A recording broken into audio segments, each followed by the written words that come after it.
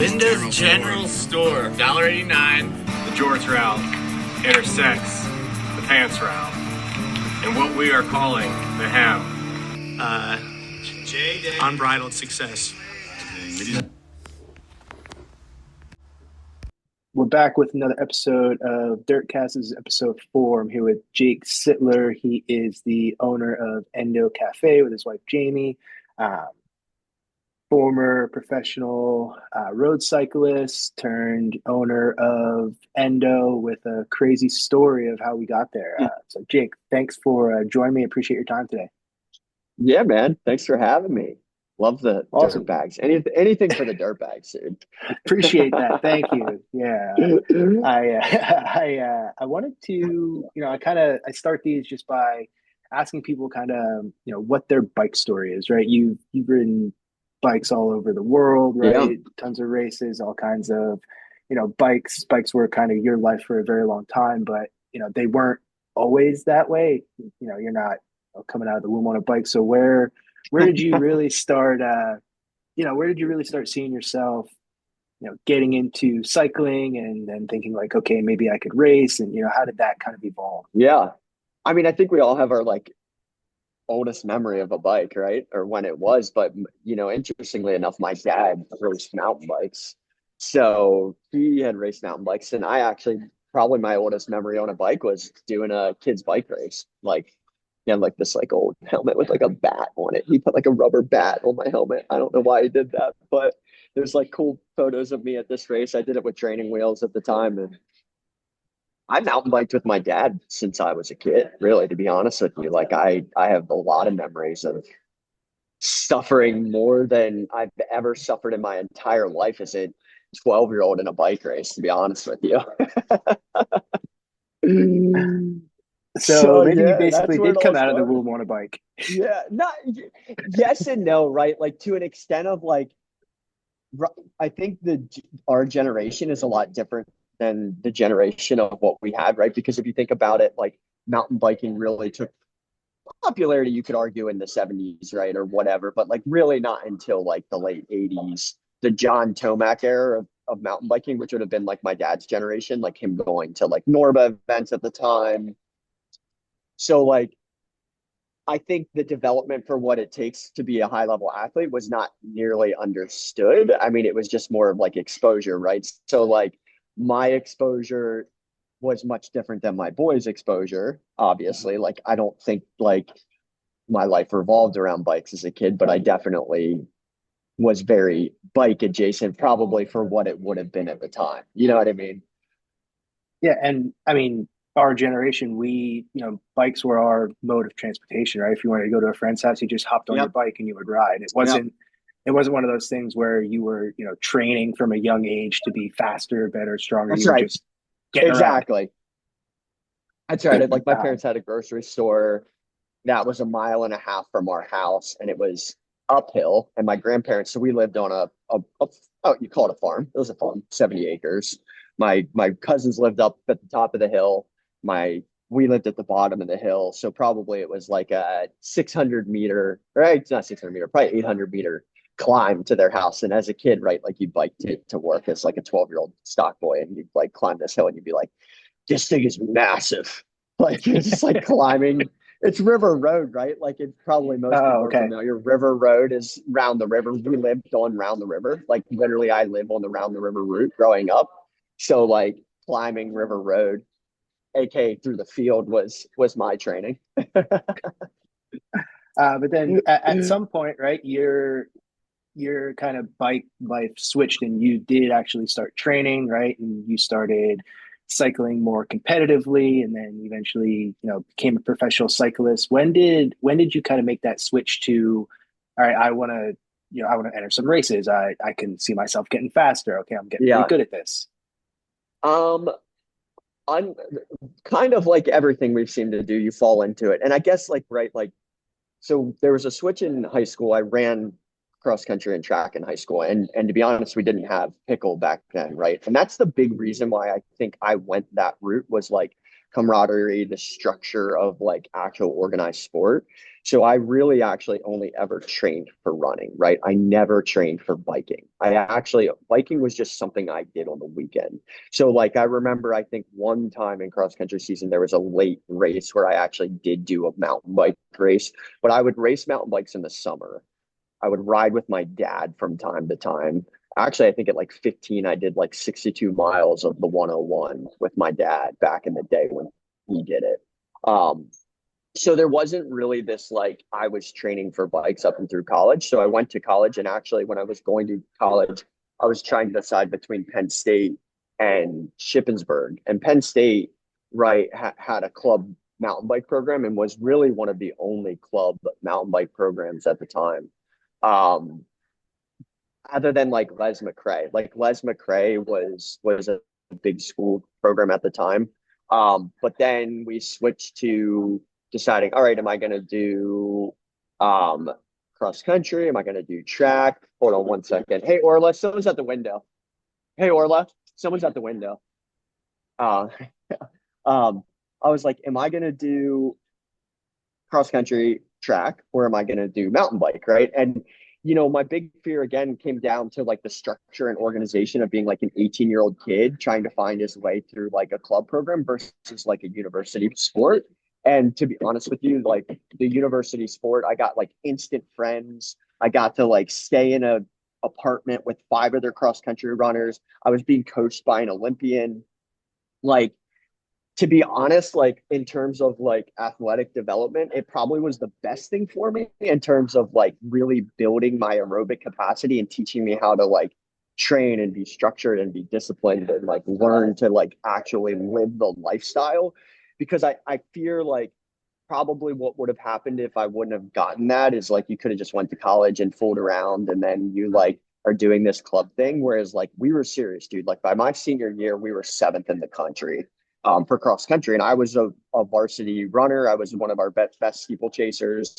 I was close to getting the school record my senior year in the steeplechase. And then I had a really bad injury right at my 5th year. I had gone back for my 5th year and I provisionally qualified for nationals in my opening event. I was 20 seconds faster than I'd ever opened steeplechase. I was like, dude, I'm getting the school record in the next run. I'm the fittest I've ever been, and had a season-ending injury that I actually literally couldn't even almost get out of bed and walk. Or like I strained my hip flexor so bad and pinched my nerves that I was having such bad sciatic nerve pain that I literally could not wake up in the morning and walk to go to the bathroom without stretching. So I was devastated, dude. Like, at the time we were like, this freaking sucks. Like I came back here. I don't even know what I want to do with my life. I like got to give up running. So I had this like bought this like commuter like single speed specialized roll one. And I just started like going out and Strava just came out and was just smashing KOMs. And then by the time I like graduated, right, I had linked up with this kid, Brandon Dragelis. If you're like an OG, like Central PA guy, he worked at Cannondale. He was like the 24-hour national champion. He was like a kid that was like racing Chris Etall and Bishop back in the day. He was a pro rider for Cannondale for a bit. He was just a local legend, and he actually went to Shippensburg, and so did Aaron Snyder, who is like a big guy on the scenes back in the day. And I reached out to the bike shop I used to work at with and bought like a specialized hardtail. And I remember like going out to mountain bike in the woods and being like, wow, I really suck at mountain biking. Like this is really hard. Like, wow. And but dude, I could freaking climb like a beast. Like I remember like getting on and like like two were like kind of hazy. I can't remember if like I think like what I did that first year is I went up to Whiteface 100K, right? Like right out of college. I remember I went back and looked at my Strava a couple years ago and I was riding like 6 hours a week. Went out to Whiteface 100K is my first race ever. Flat out of college, and I was like in the breakaway with Justin Lindeen, who's like one of the best cyclocrossers in the country at the time. And then I was like, I think I picked the wrong sport for running, dude. Like something's happening here. And then Brandon DeGellis and I, like, then I came back and I started same thing. I was like, well, I'm going to do the 101. And then, because that's like all I knew, like I didn't really know. So I did the 101 and I literally was climbing faster than Bishop, but like 65th female in the tech sections. Like that's where I was like Strava ranking. Like, and I was like, oh, dude, that's I'm losing a lot of time here in the woods. Like, is it, and I kind of like made this switch where I was like, and this is, you know, interesting too, because this is where the bikes were at back in 2012, right? Like the bikes in 2012 were like, they're not like they are now. They were okay. They weren't super slack. They were still in that weird in between. Like they weren't great. And I really was like, I don't think I can ever catch up to these pros technically. I need to like do something else. And then that's when I started doing cyclocross a little bit. And then that I got connected with this guy, Jared Meters out of Haymarket, and he was the guy that got Joe Dombrowski found. And Joe Dombrowski was the guy that was racing for Sky at the time. He went and signed a pro deal out of Virginia to race for Sky.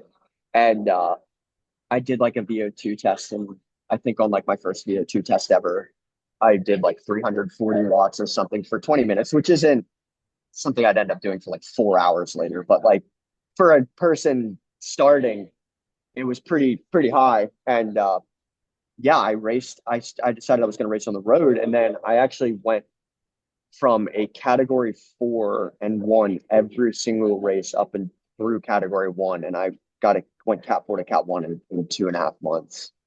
So by the end of my first season, I had raced Westchester Criterium, which was my first pro race, and I used to watch that in college, and I was 12th overall with the UHC guys, and like just hanging on for dear life, just suffering like crazy. I had no idea what I was doing at the time, dude. But actually, surprisingly, the biking skills started to pick back up, like from when I was a kid. You know, like I wasn't behind technically for a road racer. I was actually quite ahead.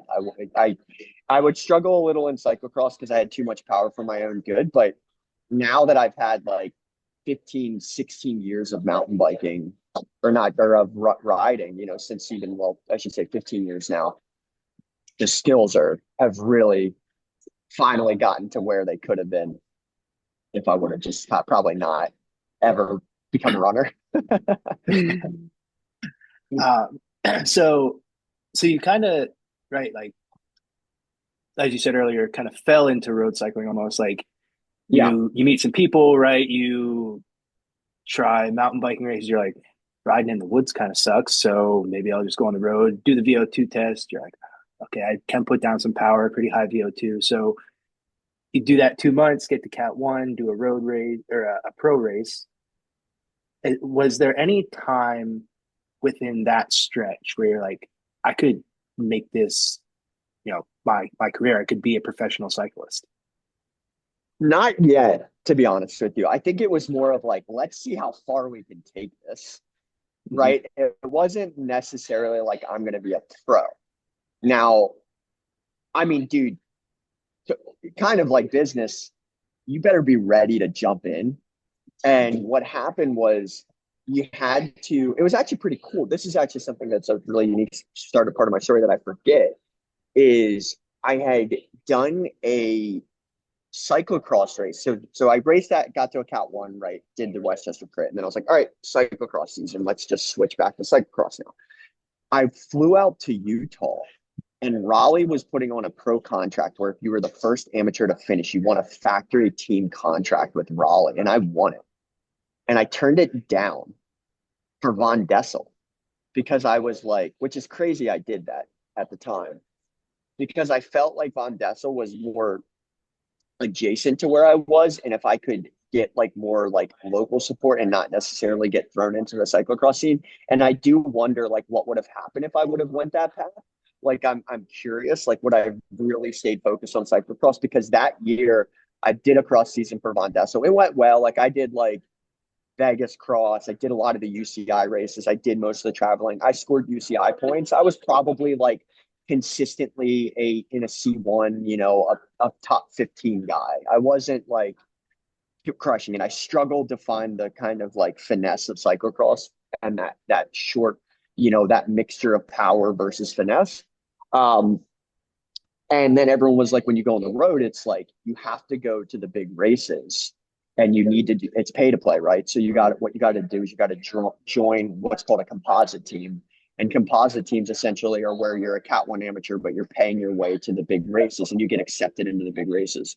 So we got accepted into like um, Redlands, right? And I showed up to Redlands with a freaking mini compact pro, which is like doesn't really, but like I was on like child gear, like I was on like a 50-inch chain ring, and I was like spinning out in these like insane circuits, just like I don't even know. It was so next level where you're like, oh my God, tomorrow's a 125-mile stage. I've never done that at 28 miles per hour average. Like, this is insane. I'm in a mini compact. I'm like, can barely even get down this mountain with these guys.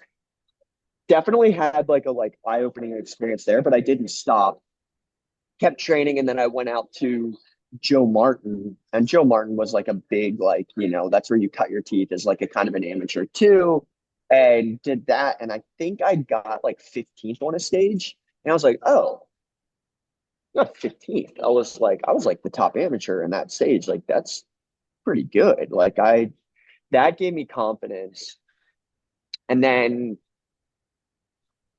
my biggest results came at the end of the year, or no, then I went Joe Martin. Then what I actually was really crazy was I lapped the field at Air Force Cycling Classic. I finished 5th behind 3 pros, Bobby Lee, myself, got top 5 at Air Force, which is crazy.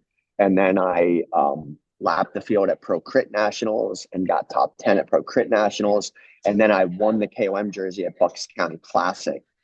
And there was this Australian guy named Clay Murphy, and I direct messaged him on Twitter at the end of the season and was like, hey man, trying to like talk to like pro teams, like any advice. And he goes, oh, you're the bloke with the funky sunglasses that always wears these like goofy sunglasses. I remember you. And I just chatted with him, and he put in a good word for me on this team of Stellis. And I didn't even know the guy.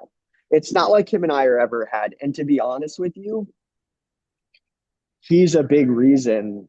Like, you don't just get on pro teams, right? Like, people have to like, yeah, if you're like the top kid that's coming through and you're just crushing everybody, but like when you're like kind of flirting with it like I was, it's really hard to break in. And he gave me that like vote of confidence, and the team hired me that first year for a ridiculously low amount of money, but gave you a couple bikes and said, you're going to go here for training camp and your travel is covered for the next year, and you get kits and like everything's paid for, and you're getting a very small paycheck. And then your mind is like, okay, I'm American professional cyclist. I'm not racing the tour, but like, let's go and see what I can do out of this.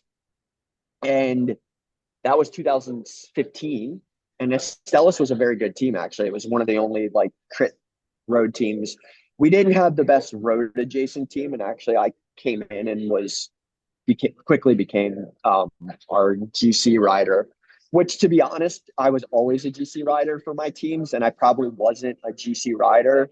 I probably was a like punchy, find the right type on a really big team type rider.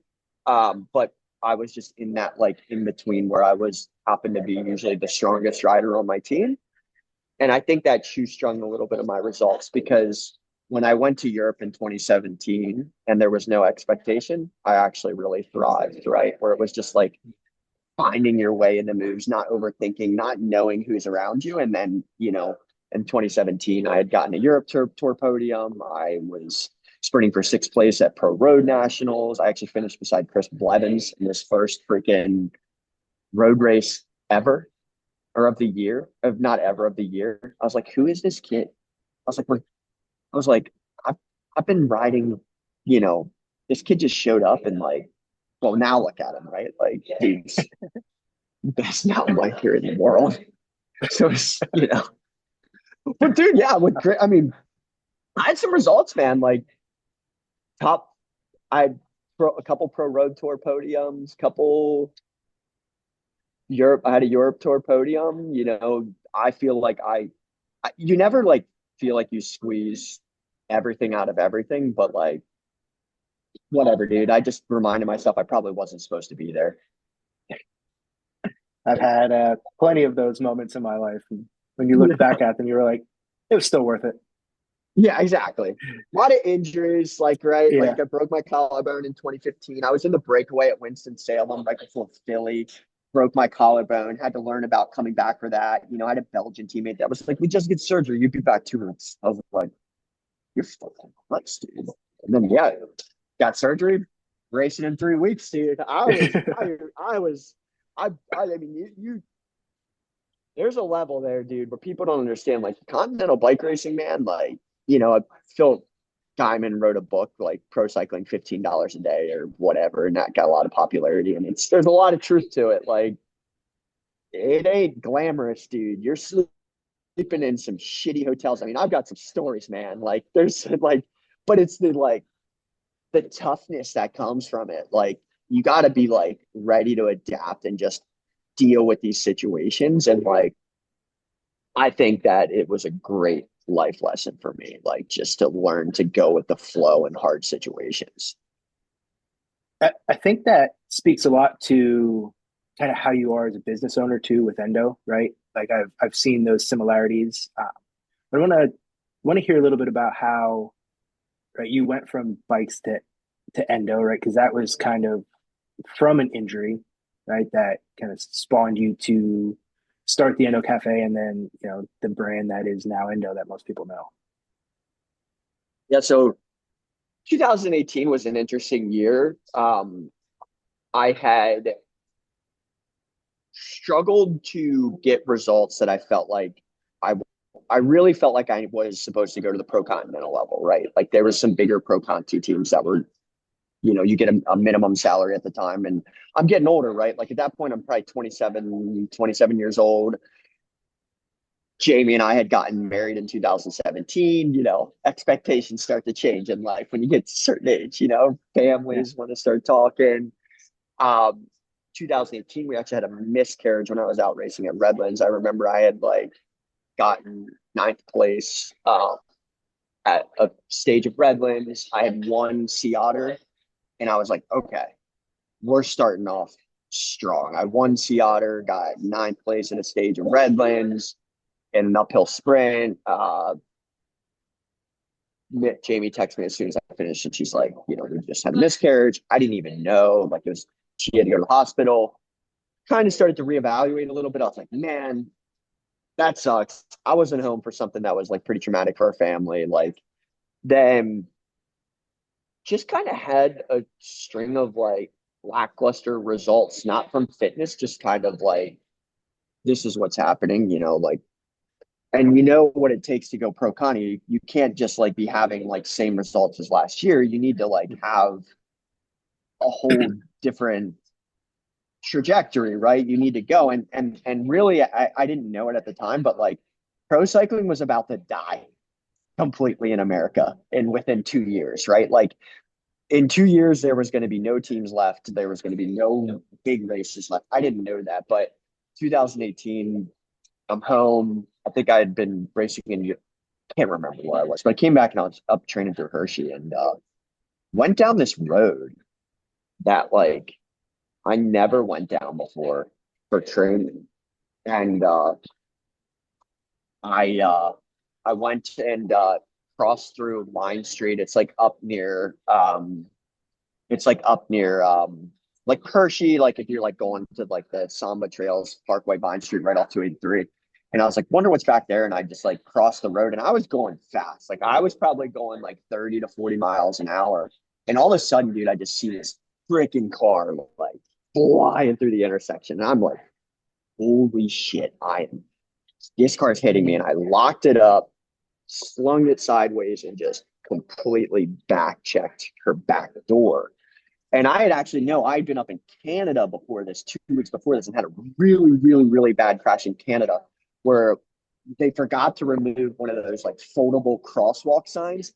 dude, and I was like fourth wheel going into the final sprint finish, and someone hit it with their arm, and it came back up, and I hit it and did a full flip and landed on my elbows, like deep elbows, like as far as I could. You could see the bone in my elbow. So I had like been kind of beat up, come back home. I remember just getting crushed by this car. And I like stand up and people are like running onto the road. And I'm just like, I'm fine. Not bleeding. Checking my head. Didn't hit my head. Didn't hit my arms. Didn't hit it. Like go across the side. And I'm just like, refused an ambulance. Just like, dude, I'm fine. Talking to this woman standing there. Police show up. I'm like, dude, I'm kind of, well, adrenaline's wearing off, Eric. I sit in your car, sit in our car, call Jamie. Jamie's working not super far away. And I sat in the back of the car, and then Jamie got there. And at the time, dude, like they were like denying it. Like the person was like, I didn't run a red light. And I was like, I didn't run a red light. Like I ain't going into like big difference here. Like I ain't just flying into an intersection here. Like that's not how this works. Like you die when you do that if you're me. Like, and she eventually people started calling 911 and they were like, no, this person ran a red light, which really helped. And then my back started seizing up. And then I told Jamie, I was like, I think I should just go to the hospital. And I walked into Hershey Medical, like hobbled in. And they were like, what happened? And I was like, I was hit by a car. And then they instantly put me into trauma. And then I was kind of like, this is like a little overdone here. I was actually really embarrassed. I was like, I'm embarrassed to like, there's like 10 doctors around me and you like have me in the trauma unit. And then they pulled me out. They were like, so when you're gonna see if you're gonna need surgery, you bursted your L2 vertebrae, like, and then you're like, oh my God, this is serious. And then it didn't like really hit you, right? Like you're like, oh, like waiting to hear if you need surgery. You're like 55 miles into a ride, you're starving, and they're like, you can't eat. I couldn't end up eating for like 36 hours after like being 60 miles into a bike ride. I was dying, dude. By the end of it, I was like, I don't even care about the back. Just give me a sandwich. So right. So then that's yeah, it. that That's, happens. then your back's broken. You're laying around. You're trying to decide if what you're gonna do with your life. And then at that point, to be honest with you, I had some teammates and some racing experience where guys were using cannabis instead of drinking anymore, dude. Like people were like, we don't want to feel like shit after racing. And guys were like doing edibles and they were relaxing. The THC stands for professional athletes. And then I started taking some CBD and was like, dude, this is like really helping. And yeah, I was an entrepreneurship undergrad. And then I had my master's in business. And I was like, well, this is fascinating because this market is brand freaking new. And if you're in entrepreneurship, like the biggest thing is you find what's called a blue ocean. And a blue ocean is like, what is like the least saturated business you can go into? And then I was like, well, this seems pretty unsaturated because it's not even an existing industry. It's brand new. Like that doesn't happen. How often do you get a brand new industry, right? So then it was like, yeah, I just literally flew into the hemp industry as soon as the Farm Bill passed. Now I'm like a freaking grandfather, dude. I've been in this industry longer than anybody. And you know, the It's industry crazy. with it being so new, right? There's not a lot of, I want to say, like rules, legislation, regulations, right? Like that all kind of has to catch up with the industry. So can you talk Right. to me about kind of navigating some of that from right the infancy of Endo to where you're at today, and kind of how you've been navigating, you know, Yeah. the legality of it? When it started in early days, it was very like CBD adjacent. People were pretty risk adverse. We were kind of seeing what you could do. Everything had trace amounts of THC. Like our first endo product was for tincture lines. Like in the most you would have in a tincture would have been a few milligrams of THC, right? Then started a little bit of like industry differentiation with like molecular derivatives and delta 8. And I was like, I don't love that. That's not really natural. Like I kind of like living in the natural side of things, but like I had been, part of like growing aspect. I had like helped open processing facilities before this. So like I at the time had started to see like every facet of the industry, right? Like I was truly ingrained in hemp. Like I was seeing like growing, processing, product development, retail package development right even before I opened up Endo. And I was like, all right,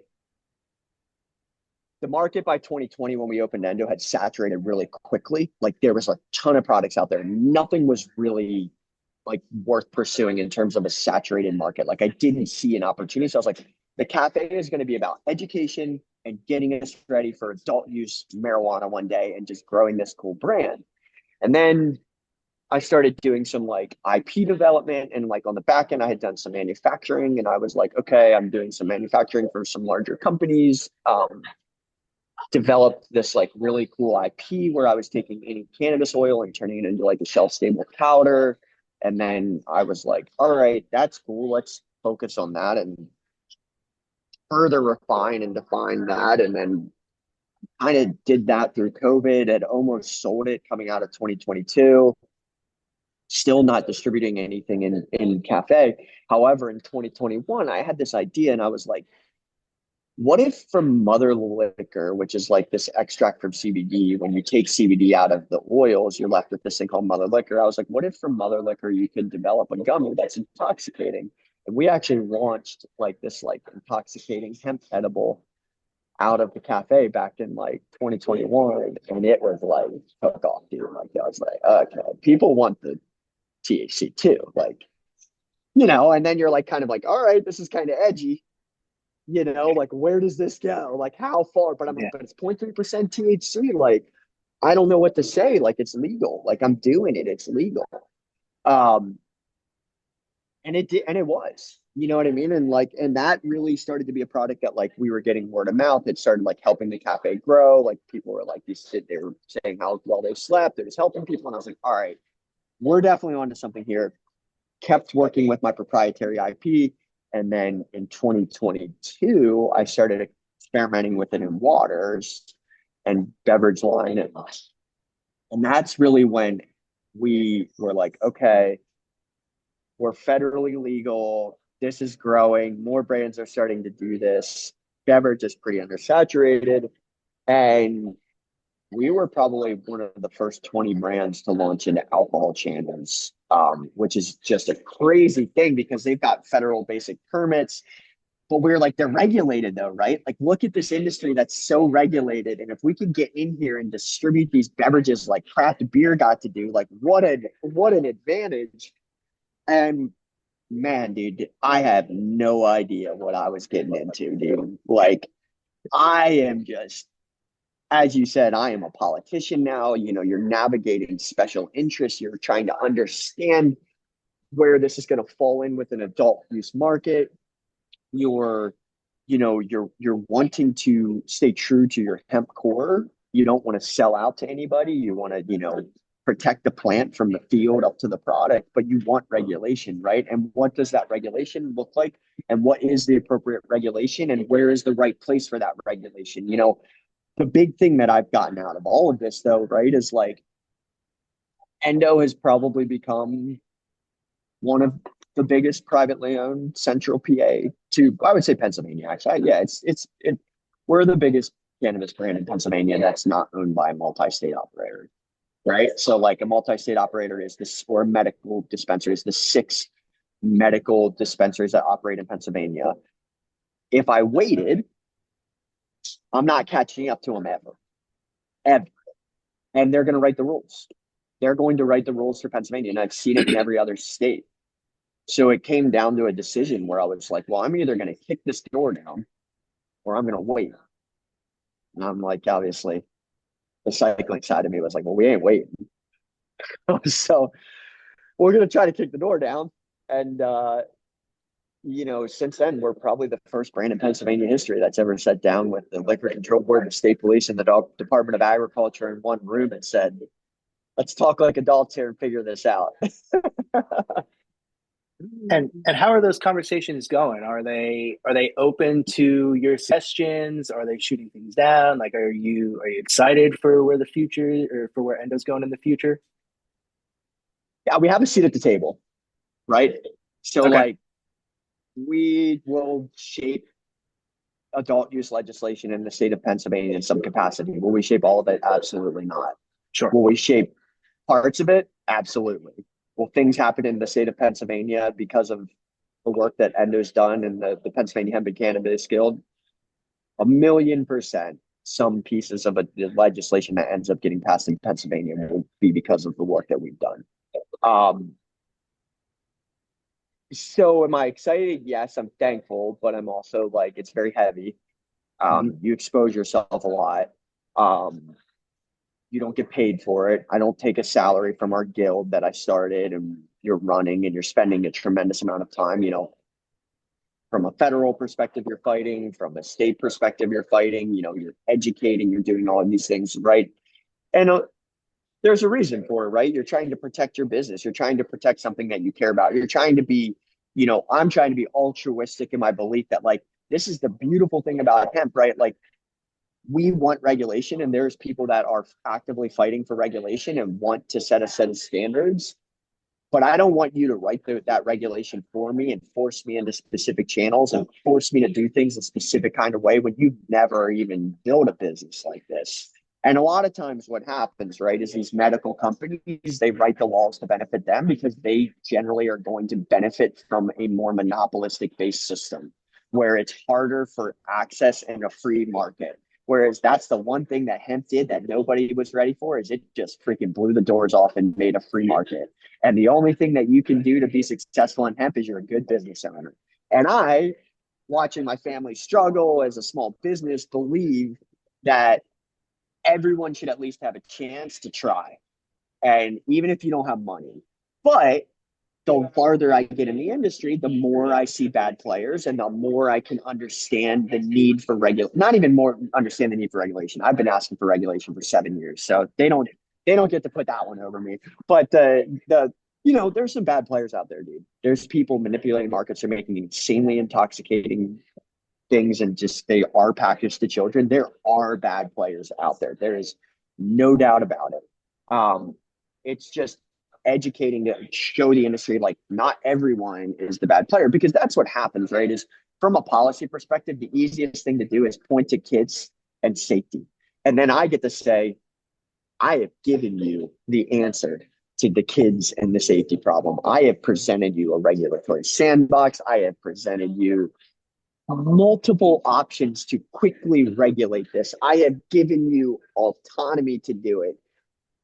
But you want to just go back to this needs to be legislated out, and we need to hear from the special interests, and we need to do this. And it's like, okay, that's fine. But then don't say it's about public safety, because it isn't, right? Like it is, but it isn't. Like it is, there's a need for it.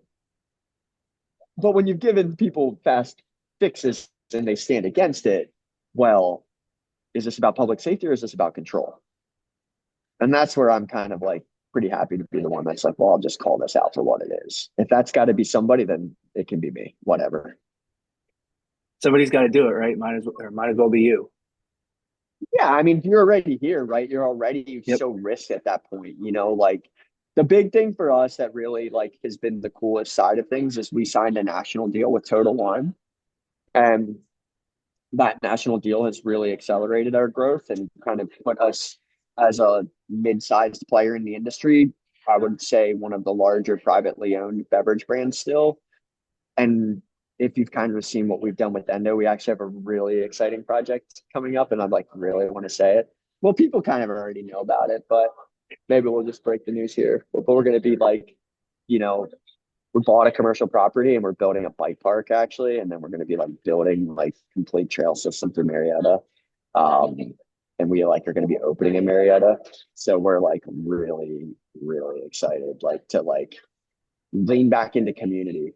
And we feel like community is what's missing in this industry a little bit. And there's this, I've really started to follow businesses, right? Like when I look at businesses and I'm like, okay, who do I admire, right? You can pick things and like, let's just take Pennsylvania brands. Stan's No Tubes, all right? Stan started in his garage, created a proprietary way to make tubeless. He had to fight Big Tube.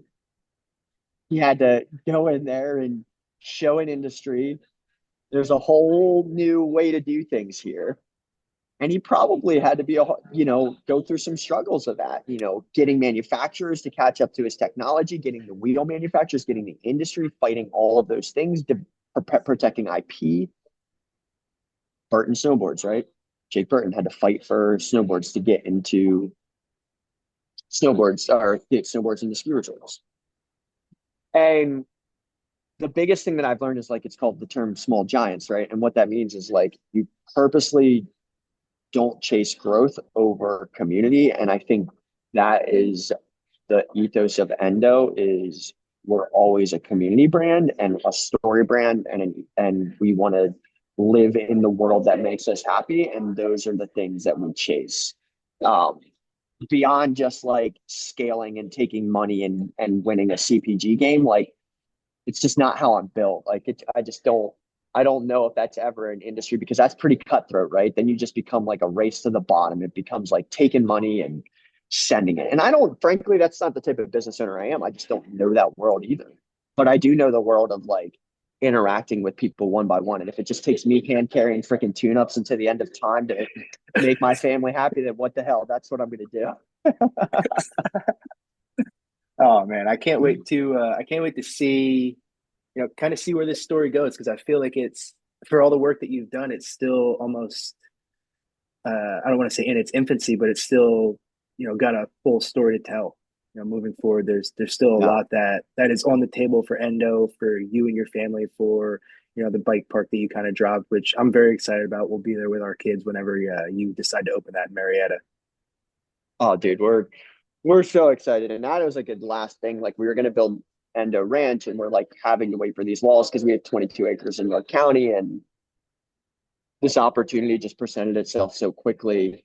And it's a building that we've always admired. We've wanted so bad. And we're gonna get to live in it, and then we're gonna put the coffee shop and a production space in it, and it's the only business on the rail trail. And then we're gonna put this bike park right on the rail trail. And I actually rode through with the borough yesterday, and then we have to get like final approval at the next board meeting. But like everyone out there is like so excited for it, and just to be able to like actually stay adjacent. And it's tough, right? It's a fine balance because you're like you don't want to come off as the type of person like that's pushing THC all the time. Like I want people to like realize though that there's a human element to this and like it's helped me and it helps people and there's a way that you can destigmatize this with a human element and not make it this crazy freaking thing all the time. We can bring kids to a brewery and daddy can drink 5 IPAs and be smashed out of his mind. And I'm not trying to come at it like that. I'm not saying that, but like you should be able to come to Endo and have a tune up and your kid be here and it's not some crazy thing because it's not. And like that's where I want the industry to go. The California market opened, right? And think of like OG states, Oregon, California, and they were so early that like it became a race of capital. It became a race of capital, and the regulations were so intense that everyone just had to go into this model and it sucked the living soul out of everything. Whereas what Endo's been able to create, because Pennsylvania is like, whether for the benefit of I guess or not, is their lack of doing anything has allowed us to completely flip what a cannabis business can even look like. I would frankly argue that there is not one business in the country that looks like Endo. Just investing in like a coffee. I mean, we're just a freaking coffee shop, dude. That's where like the Dutch style coffee cafe is back in Amsterdam in the day. And then I don't want to be like anyone else. You know what I mean? Like, and I don't want to be some like front facing brand that lives who we are. I want to be like a lifestyle dude. And I feel like that's where people have yeah, I just think times are changing. People are sick and tired of the same old shit we've had for how long? I couldn't agree with you more. Yeah, I'm excited to see, what you do, excited to see, kind of how you navigate this through Pennsylvania. It's gonna be fun. It's gonna be painful. Yeah. If I learned like anything from this conversation, you enjoy suffering. So it's like you're right at home. I hate to say that I enjoy it because there's definitely times where I'm like, man, but I don't shy from it. And I Yeah. feel like all things that have been built that have been worth it, this is what it takes. And I think if I just want to educate and change, and if that's what, you know, even if our legacy isn't being the biggest cannabis brand in Pennsylvania, it's just helping shape so people and entrepreneurs can get into this industry and gain respect for what we've done, then that's fine. You know, as long as we have a nice life and we do our thing, that's what I want. But I wouldn't mind being PA's #1 cannabis brand either. Awesome. We'll see where it goes, Jake. I really appreciate your time today. I'll follow up with you about when that bike park's going to open. I'm excited about that. Yeah, brother. Great hearing from you, dude. I appreciate it, man.